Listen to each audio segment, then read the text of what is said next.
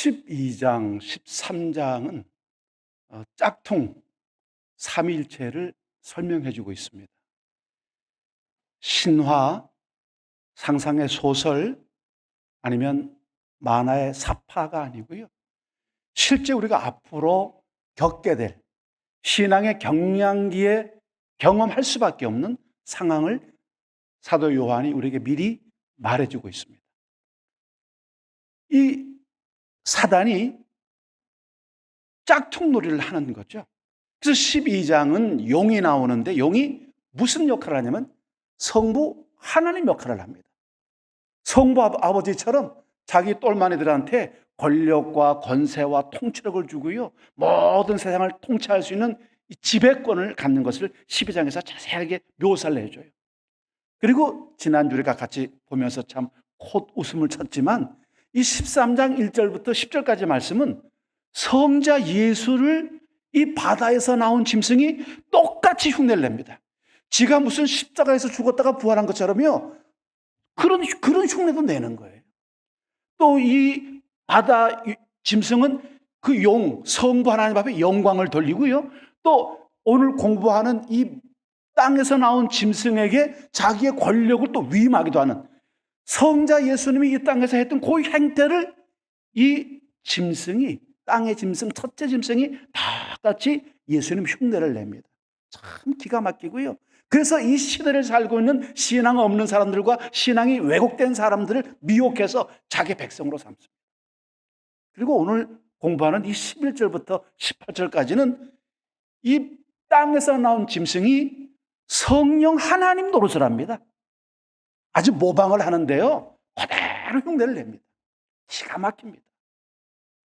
말씀을 모르고 하나님의 우리에게 주시는 이 계시의 말씀을 이해하지 못하면 다 거기에 홀릴 수밖에 없어요. 넘어갈 수밖에 없습니다.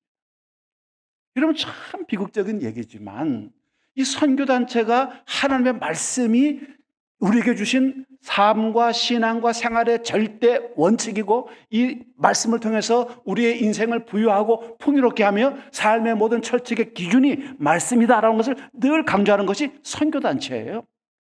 그런데 선교단체가 이 말씀을 잃어버리면 이단한테 빠지고 넘어갑니다.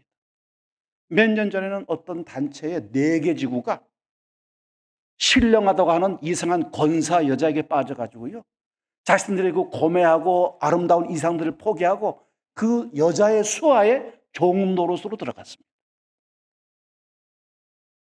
여러분, 땅에서 나온 짐승, 성령 하나님을 흉내내는 이 짐승이 그렇게 무섭습니다. 멀쩡한 그리스도인 같은데 말씀을 잃어버리고 통찰력을 잃어버리면 자기 신앙을 완전히 버리고 완전히 이단의 무리에 기속할 수밖에 없다는 거예요. 여러분, 땅에서 나온 짐승의 특징을 세세하게 말씀을 드리려고 그래요. 우리 같이 한번 11절 말씀을 같이 보겠습니다. 11절을 같이 읽습니다. 내가 봄에 또 다른 짐승이 땅에서 올라오니 어린 양같이 2 뿔이 있고 용처럼 말을 하더라. 여러분, 이 첫째 특징이 새끼 양같이 2 뿔이 있고 용처럼 말한다. 양 같다는 거예요. 하나님의 어린 양 예수를 또 흉내내는 거죠. 이 짐승은 겉으로 보면 어린 양이신 예수님이라고 아주 착각하기 딱 맞는 거예요. 그런데 뭐가 다르냐? 2 뿔이 있는 거죠. 생겨 먹은 것은 양 같은데 말하는 것은 용, 마귀 두목 사단처럼 말을 하는 거예요. 여러분, 이것이 이 짐승이 어린 양 예수 그리스도처럼 가장하고 있지만은 실제로는 붉은 용에 하수인하는 바로 땅에서 나온 짐승이다라는 말을 보여줘요. 외모에 속지 말라는 것이죠. 껍데기에 속지 말라. 건물이 기가 막히다고 신앙이 좋은 게 아니고, 강대상이 뭐 화려하다고 하나님의 말씀이 진리가 아니고, 그리스도라고 자칭하는 사람들의 외모가 빛난다고 해서 그 사람의 삶의 진실이 거기에 담겨 있는 것은 아니라는 거예요. 진리는 삶으로, 고백으로, 인생의 걸음 속에서 나타날 수밖에 없는 것이죠. 그러니까 이 땅에서 나온 짐승이나 이 용이나 바다에서 나온 짐승은요, 변장술의 대가, 화장술의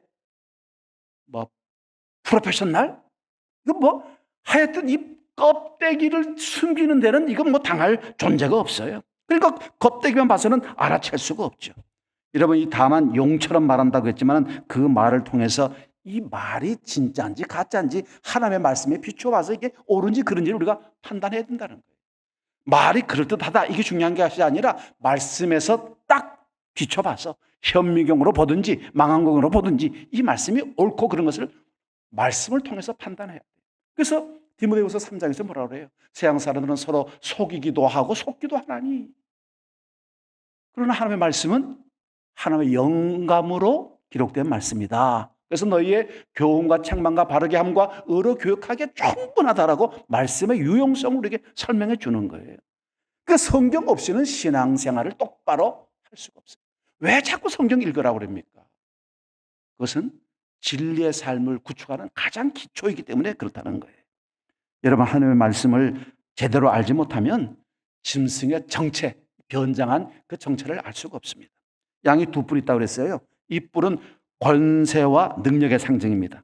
이 땅 짐승도 두 뿔을 가졌으니까 권세와 능력이 있어서 세상을 쥐고 흔들 힘이 있는 것이죠. 이게 다 사도 요한이 갑자기 하는 얘기가 아닙니다. 다니엘서 8장 3절 4절 말씀에 두 뿔 가진 수량을 배경으로 해주는 말씀이에요.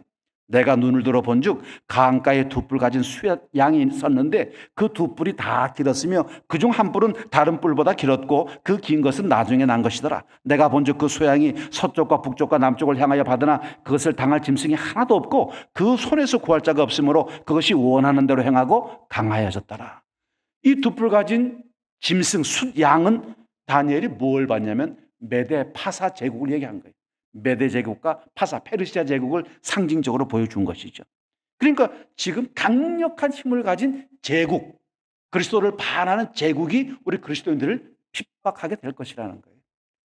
오늘 우리가 세상의 법과 정권과 정치 권력이 우리의 신앙을 파괴하고자 하는 모든 시도는 결국 이 짐승에게 속한 것과 똑같다는 것이죠. 여러분, 둘째, 이 땅에서 나온 짐승의 특징이 뭐냐? 12절 말씀이에요. 여러분, 12절 말씀 같이 읽습니다. 그가 먼저 나온 짐승의 모든 권세를 그 앞에서 행하고 땅과 땅에 사는 자들을 처음 짐승에게 경배하게 하니 곧 죽게 되었던 상처가 나은 자니라. 여러분, 처가 처음 먼저 나온 모든 짐승의 권세를 그 앞에서 똑같이 성령 하나님이 성자 예수님으로부터 받은 그 권력을, 그 힘과 능력을 우리 모두에게 펼치는 것처럼 이 두째 짐승도 첫째 짐승이 줬던 권세를 가지고 우리를 압도하는 거예요. 땅에서 나온 짐승은 자체의 권력을 가지고 있는 것이 아니라 처음 나온 그 바다 짐승의 권세를 가지고 있는 것이죠. 그러니까 성자의 권세를 성령께서 행하시는 것처럼 이 땅에 나온 짐승도 바다에 나온 짐승의 권세를 받아가지고 일을 행하는 거예요. 자, 무슨 일을 합니까? 바다 짐승의 권력을 배경으로 해가지고 모든 존재들을 이 바다 짐승에게 경배하도록 만드는 거예요. 숭배하도록 만드는 것이죠. 여러분, 바다 짐승이 최후의 적 그리스도의 모형으로서 그 당시 사도 요한 시대는 로마 황제를 상징하겠죠. 로마 황제 권력을 입어서 사람들로 하여금 로마 황제를 숭배하게 하는 거짓 선지 역할을 하는 거예요. 그래서 그 당시에는 로마 황제를 위한 제사상까지 두었어요.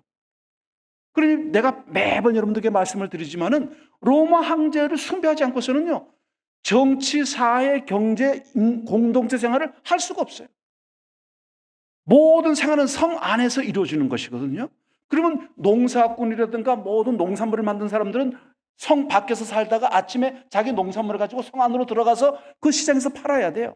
또 재판하는 사람들도 밖에 살다가 성 안으로 들어가서 재판을 해야 됩니다. 학교도 성 안에 있어요. 모든 활동이 정치, 사회, 경제 활동이 성 안에서 이루어집니다.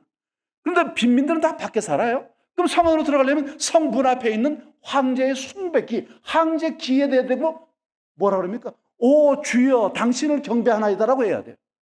주여, 이 말이 큐리오스라는 말이거든요. 이것은 모든 예수 믿는 사람은 오직 예수 그리스도에게만 고백하는 말이에요. 로드란 말이에요. 내 주님이란 말입니다. 그런데 이걸 황제한테 하라는 거예요. 거기다 숭배를 하고 들어가야 돼요. 안 하면 못 들어가요. 못 들어간다는 말은 뭡니까? 경제활동이 안 돼요. 법률적으로나 사회적으로 보호받을 수 없습니다. 완전히 스스로 빈민을 선택할 수밖에 없는 거예요. 이거를 주장하는 제국의 제사장들이 있었다는 거예요. 우리도 마찬가지 아닙니까? 배우들이 영화 크레인 할 때 대지몰에다가 돈 갖다 놓고 절을 해요. 이렇게 말합니다. 너 크리스찬이라도 이거는 문화활동이야. 괜찮아야. 종교활동이 아닌데 뭐 우리 그냥 풍습인데 뭐 갖다가 해.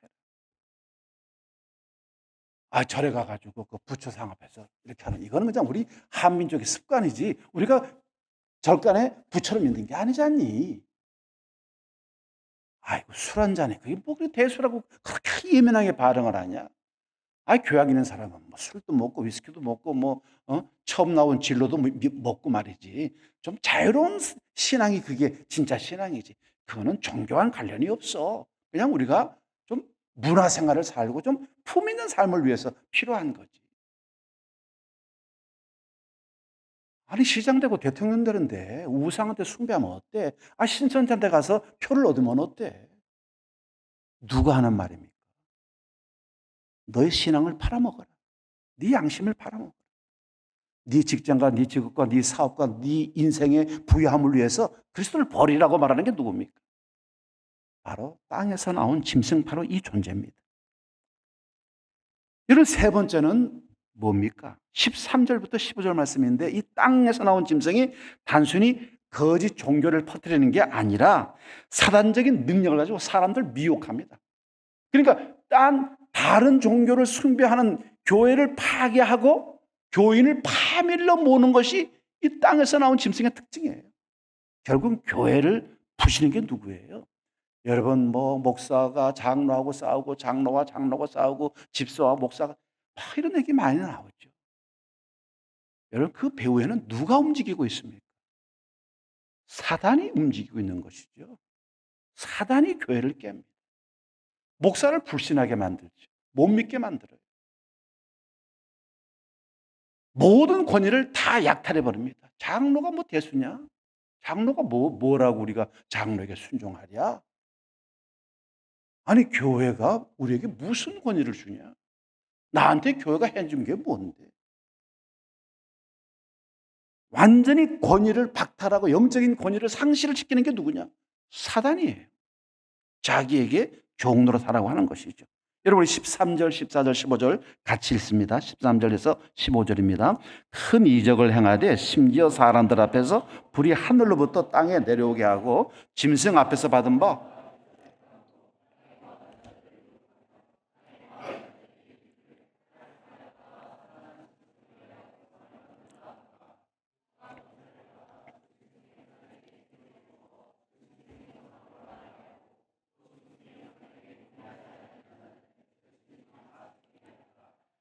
땅에서 올라온 이 짐승은 땅에 거하는 모든 사람들로 하여금 첫째 짐승, 바다에서 나온 짐승을 숭배하도록 스스로 예수인 것처럼 가장하는 이 변장술의 대가를 숭배하도록 자기 신으로 섬기도록 강요하는 거예요. 그게 12절 말씀이죠. 이런 짐승 숭배를 위해서 땅에서 뭘 합니까? 이적을 행합니다. 기가 막힌 이적을 행하는데 엘리야가 보여줬던 하늘에서 불이 내려오게 하는 것까지 행하는 거예요. 여러분 어느 목사가 불을 내려오게 한다고 생각해 보세요. 야 이거 멋지지 않습니까? 혼나지 않아요? 막 아파했는데 막 일어나라 막 짐승의 이름으로 명하노니 일어나라 벌떡 일어나. 여러분 오늘 우리가 현혹받을 일들이 얼마나 많습니까? 마틴 루터가 이렇게 말했어요. 성경이 말하지 않는 한 어떤 기적도 나는 용납할 수 없다. 기적이 하나님을 증명하는 것이 아니라 하나님의 말씀이 하나님을 증거한다는 거예요. 병 고치겠다고 이단한테 가서 안수받고 기도받는 게 옳은 거냐? 이상한 기도원에 가가지고 이상한 짓거리 하면서 그게 하나님의 역사라고 얘기하는 그것이 옳은 것이냐? 아니라는 거죠. 이적에 하나님의 영혼이 담기는 게 아니라는 거예요.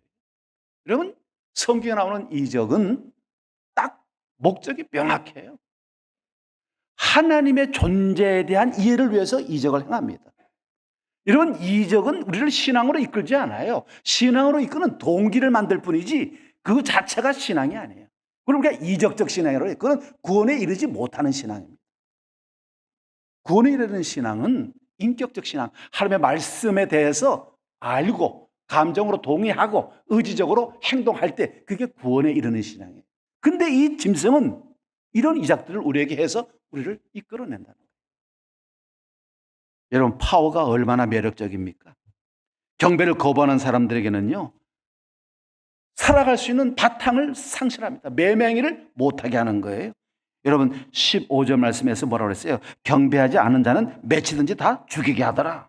바다 짐승이 박해의 군주들을 상징한다고 하면 로마 황제에 대한 우상 숭배를 통해서 여기에 거부하는 사람들을 다 몰살시킬 정도로 살인 행위를 하겠다는 것이죠. 사도 바울이 예언한 것처럼 불법의 사람들이 표적들과 이적들을 가지고 임한다고 데살로니가 후서 2장 9절 10절에서 우리에게 말씀해 주고 있지 않습니까? 초기 이방 종교에도 이적이 많이 나타났죠. 마술이 성행했습니다. 이런 모세가 애굽 왕궁에 들어갔을 때 그 애굽의 점술사들도 이적을 행했어요. 물을 피로 만들었습니다. 나무 짝대 가지고 뱀 만들었어요. 마술이 이적으로 더 발전하는 이런 일들이 있는 거예요. 짐승이 이적을 행하고 능력을 보인다고 해서 진실이라고 받아들이지 마세요. 우리를 구원하는 것은 하나님의 말씀, 예수 그리스도의 십자가 보혈의 피에는 없습니다. 이걸 굳게 잡아야 돼요. 내가 죽을 병에 걸려도 주님이 오라고 하면 가야지 내가 성경적이 아닌 사악한 방법으로 낫겠다고 하는 그 추구 자체가 하나님의 기뻐하시는 게 아니라는 거예요. 여러분, 사단은 기적과 같이 기막힌 방식으로 사람들을 미혹하고 유혹에 빠지게 합니다. 마태복음 24장 24절 말씀 보세요. 거짓 그리스도들과 거짓 선지자들이 일어나서 큰 표적과 기사를 보여 할 수만 있으면 택하신 자들도 미혹하리라. 이게 마지막 때 점점 신앙생활하기 어려워진 게 뭐냐? 이제 거짓 선지자들, 거짓 선생들이 나타나고 거짓 목사, 거짓 장로들이 나타나가지고 이상한 짓거리 하면서 우리를 유혹하고 미혹에 빠지게 한다는 거예요.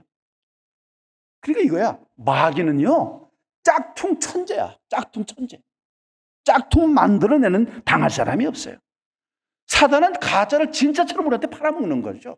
그러니 가짜 목사, 가짜 설교, 가짜 회개, 가짜 기적, 가짜 성경, 가짜 체험, 가짜 고백, 가짜 찬양.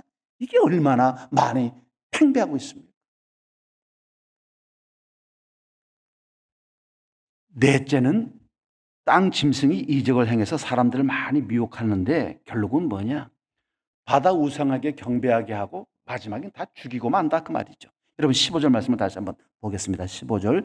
그가 권세를 받아 그 짐승의 우상에게 생기를 주어 그 짐승의 우상으로 말하게 하고 또 짐승의 우상에게 경배하지 아니하는 자는 맺히든지 다 죽이게 하더라.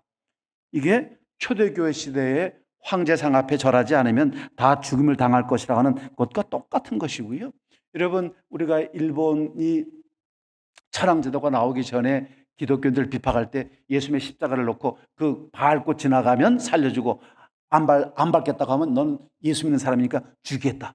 이게 사실은 일상적인 로마 교회가 프랑스 위그노족에 썼던 방법도 이 방식이에요. 예수님의 성상을 앞에다 놓고 그걸 밟고 지나가면 널 살려주고 이걸 안 밟겠다고 하면 널 죽이겠다. 이게 신앙의 방식이죠. 너 교회 신앙 포기하면 승진시키지만 신앙 끝까지 너 주장하면 너 승진 못하고 그냥 말단으로 끝까지 살아라. 이렇게 한다면 우리가 어떻게 할 것이냐. 주일 너 가지 마라. 주일 나와서 회사에 충성해라. 그럼 내가 너 승진 보장해 줄게. 야, 결혼하는데 신앙이 뭐 그렇게 중요한 덕목이냐? 안 믿어도 나중에 믿게 하면 돼. 조건을 봐야지. 학벌 좋은 거, 돈 많은 거, 집안 좋은 거, 인물 잘생기고 이걸 봐야지. 야, 촌스럽게 주례 목사가 뭐냐? 우리끼리 그냥 서약하고 낭독하고 키스하고 말이지 화려하게 쇼하고 이게 진짜 결혼식이지. 이걸 누가 만들어낸 겁니까? 인본주의가 만들어낸 거고요. 하나님을 무너뜨리기 위해서 만들어낸 거예요. 결국 그들의 삶에는 하나님이 그들의 하나님이 아니라는 것을 스스로 증명해내는 겁니다. 우리가 왜 예식을 그렇게 중요하게 생각합니까? 하나님의 영광과 위엄을 드러내고 하나님 앞에 하나님이 우리의 주되심을 드러내기 위한 중요한 거 아닙니까? 이걸 다 포기하라는 것이 바로 땅에서 나온 짐승의 행패였어요. 그들은 우리를 설득하죠. 달콤하게 우리를 회유합니다. 그러나 설득당하지 않고 회유당하지 않으면 결국 결말이 뭐예요? 우리를 죽이고 만다는 것이죠. 여러분, 사도 요한의 시대에 이런 거짓 선지자가 있었고요. 예수님의 재림 직전 다시 오실 구름이 임박한 그때는 이 거짓 선지자가 엄청나게 많이 나타날 거예요. 우리 젊은 친구들은 이미 다 봤을 거예요. 넷플릭스에서 나오는 여러분, 나는 신이다. 제메스 정명석이, 또 만민성경교회 이재록이, 또 오대양 교주 박순자, 또 백백교 교주 김뭡니까? 김길순인가? 4명 스토리가 나오잖아요. 저는 아직 못 봤는데 이 얘기 들어보니까 막 끔찍해서 토할 것 같다.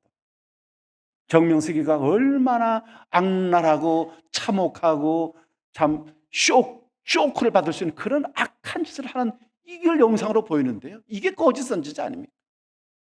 젊은 여성들을 약탈하고 성착취하고 인생을 완전히 부셔버리는 그런 악당을 자기가 메시아라고, 자기를 메시아라고 얘기하고, 기도할 때 정명석 메시아 이름으로 기도합니다, 이렇게 하지 않습니까?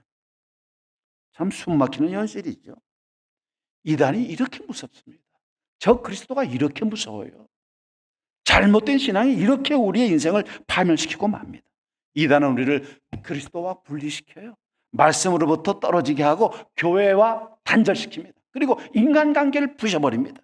결국 우리는 사단의 종으로 하는 쫄개로 전락해버리고 만다는 거예요. 정신 차려야죠.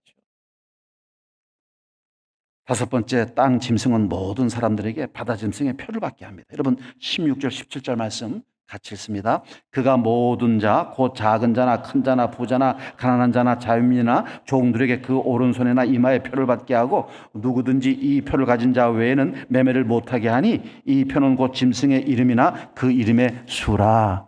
성령님의 인치심, 성령께서 인치셔서 우리를 구원의 표식으로 주시잖아요. 그러니까 우리가 예수 믿는다. 예수 믿는 표식이 뭐냐?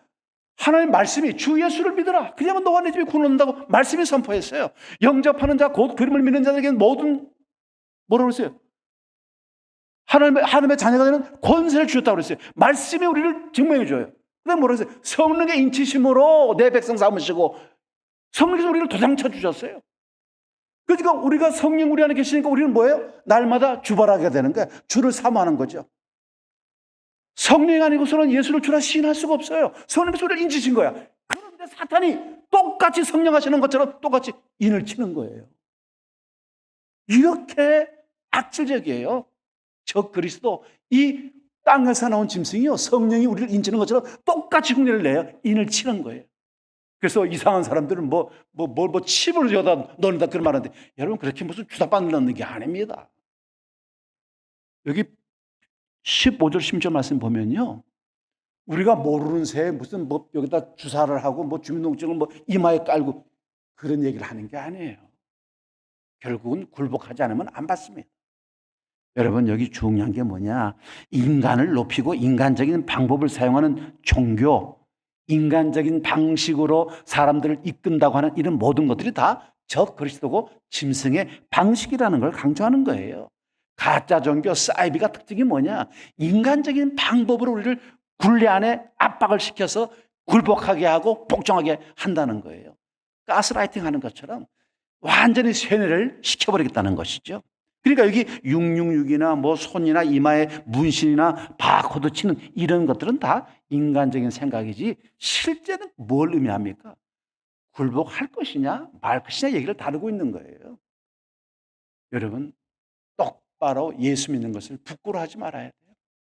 내가 예수의 사람이라고 하는 것, 내 안에 예수의 생명이 있고 성령이 내 안에 거하고 있다는 것에 대해서 한 발도 양보해서는 안 돼요. 인본주의, 과학 맹신주의가요, 오늘 우리 사회를, 또 우리 기독교를 괴롭히고 있어요. 여러분, 이번에 코로나 겪으면서 주사 맞는 거, 그것도 베네칩이다 이렇게 말씀하시는데 그럴 필요 없어요. 그냥 맞을 수 있으면 맞고요. 맞기 싫으면 안 맞으면 돼요. 거기 무슨 뭐 마귀 역사 그렇게 복잡하게 생각할 거 없어요. 그 주사를 놓는다고 내가 십자가를 꺾어버리겠습니까? 십자가에다가 무슨 피치를 하겠습니까? 그렇게 아주 맹목적인 과학주의에 빠질 필요 없어요. 그런 음모론에 빠질 필요도 없어요. 중요한 건 뭐냐? 내 신앙 고백과 내 신앙의 방향이 뭐냐라고 하는 게 훨씬 더 중요하다는 것이죠.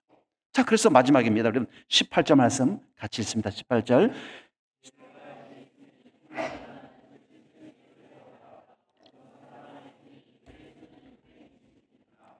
자, 666. 여러분, 제가 이 요한계시록 서론에도 말씀드렸지만은 666 그러는 사람들은 성경 모르는 사람들이에요. 이 적 그리스도의 상징수는 666입니다. 666이 아니에요. 6자리를 3개 합친 게 아니고요. 666입니다.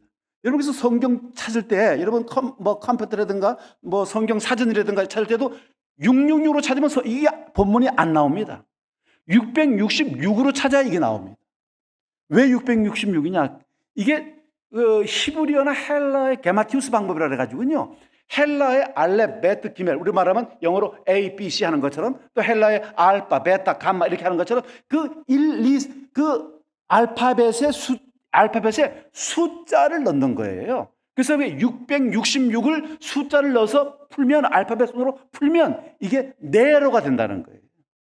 그래서 이 예수님 당시에는 네로가 핍박자였으니까 네로라고 6669하고 666을 말했어요. 그 이후에는 도미티우스가 잔혹하게 핍박을 하니까 도미티우스.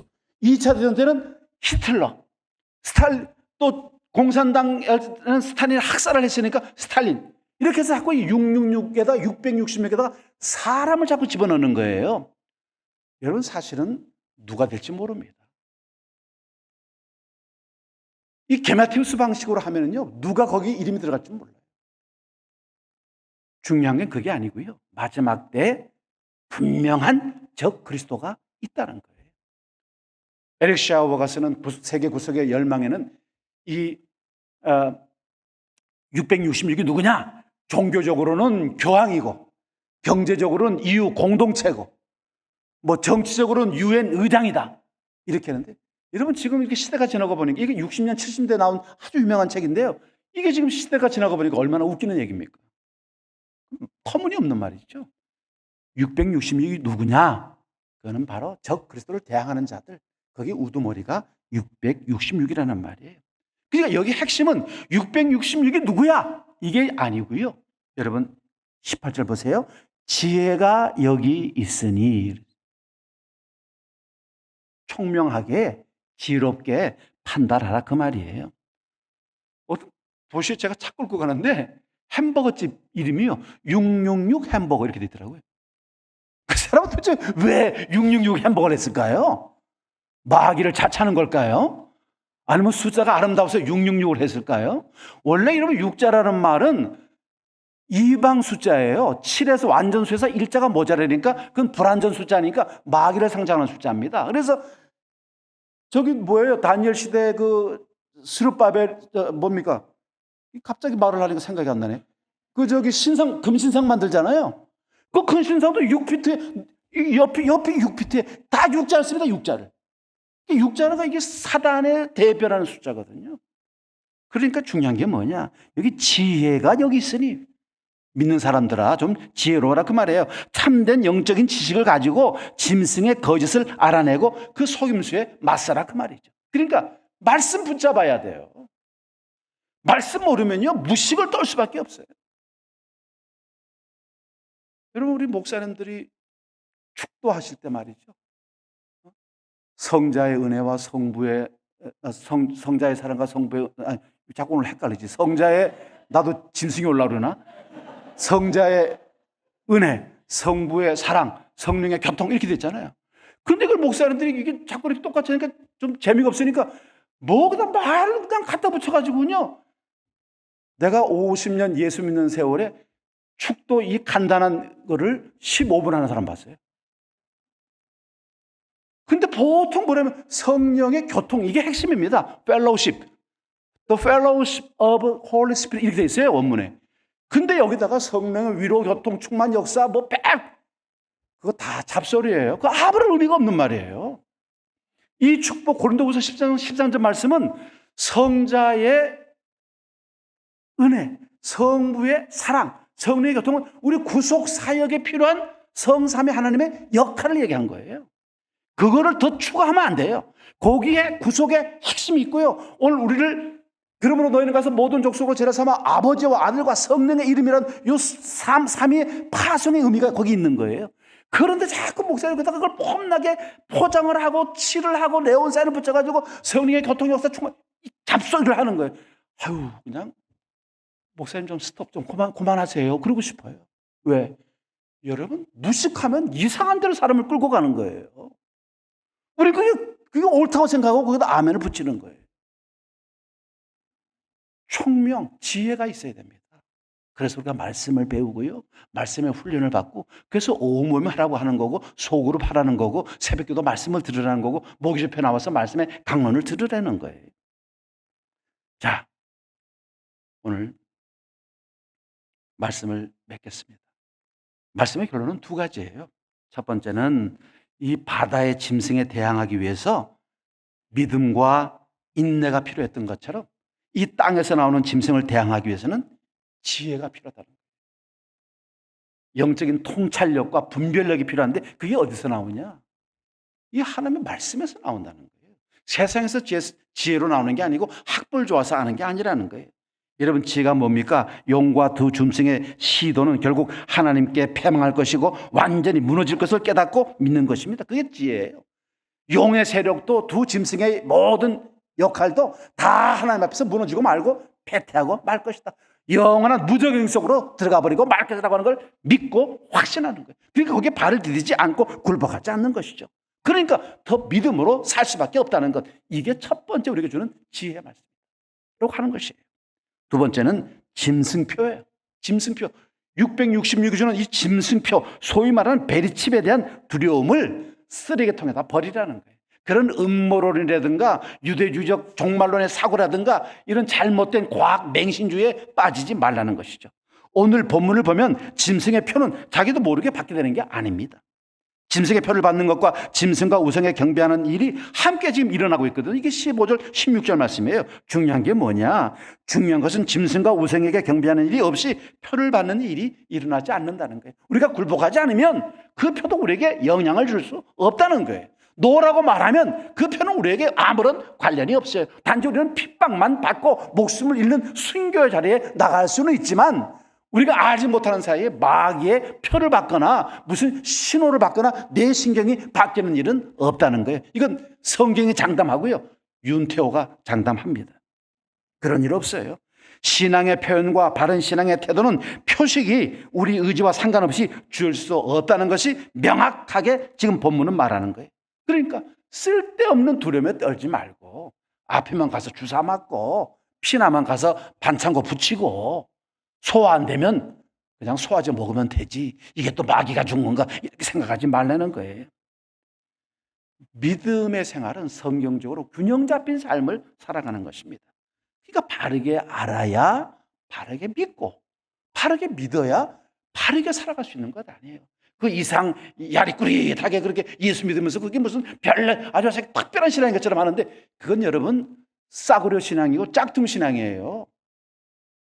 그냥 신앙은 담담하게 말씀대로 살아가는 거예요. 뭐 그게 별난 짓을 하는 게 그게 신앙이 아니에요.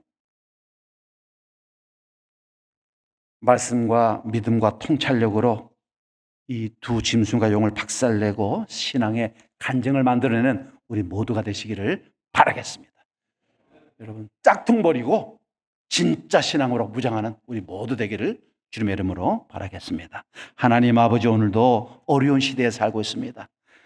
참 믿음이라고 말하면서 가짜 믿음을 선포하고 신앙에 대해 진실을 얘기하면서 하나님의 가짜 바이러스를 퍼뜨리고 있는 악당들이 많이 있습니다. 용의 세력, 두 짐승의 세력을 우리가 말씀과 믿음으로 타파하고 믿음과 인내와 지혜로 타파해내는 성숙한 그리스도의 삶을 우리 한제 온 가족들이 갖게 하여 주시옵소서. 다시 오실 주님, 위로의 주님을 사모하며 이 말씀을 붙잡고 승리하는 우리 모두가 되게 하시기를 원하옵고 예수 그리스도의 이름으로 기도합니다. 아멘.